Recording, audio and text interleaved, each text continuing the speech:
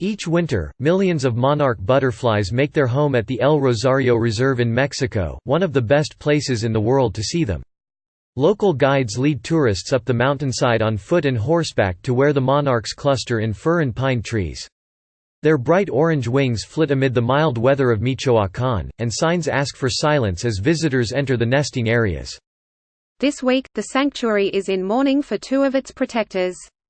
2 men connected to the butterfly reserve have been found dead in the span of a week, showing the danger that conservationists sometimes face in a country where protecting the environment can mean encountering hostility and violence from gangs and business interests.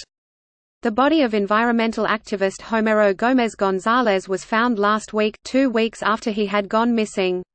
His body was recovered at the bottom of a holding pond in an agricultural area.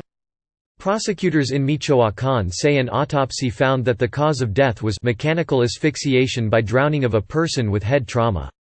It does not appear to have been a robbery. Gómez was found with nearly 10,000 pesos on him, more than $500. On Saturday, prosecutors said they've opened an investigation after a second man reported missing was found dead, Raúl Hernández Romero, who had worked as a tour guide in the preserve. His wife reported that he'd gone missing last Monday.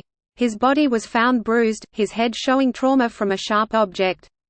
Authorities have not said whether the deaths are connected.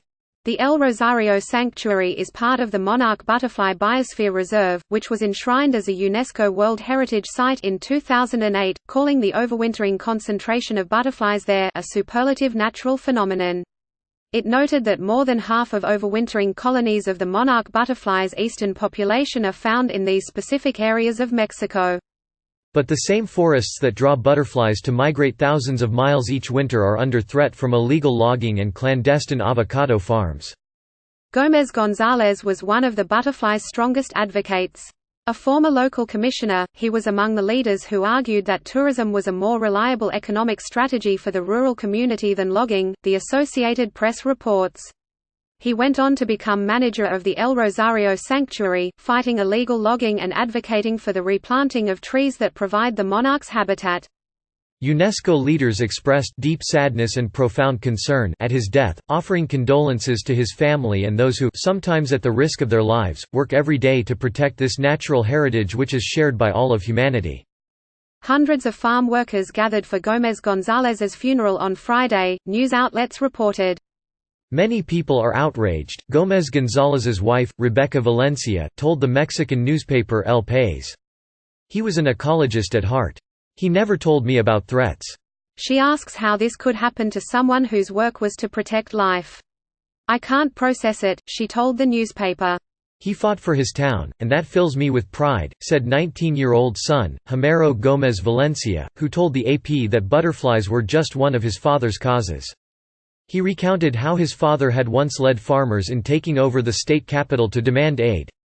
A lot of the things we have are due to that struggle, which took many years. He fought against 1,000 things. Poet and environmental activist Homero Arregis knew Gómez González for years. He told NPR's Carrie Khan that without activists, Mexico's wildlife won't survive. How can you protect the butterflies if Homero Gómez or other people are not protected?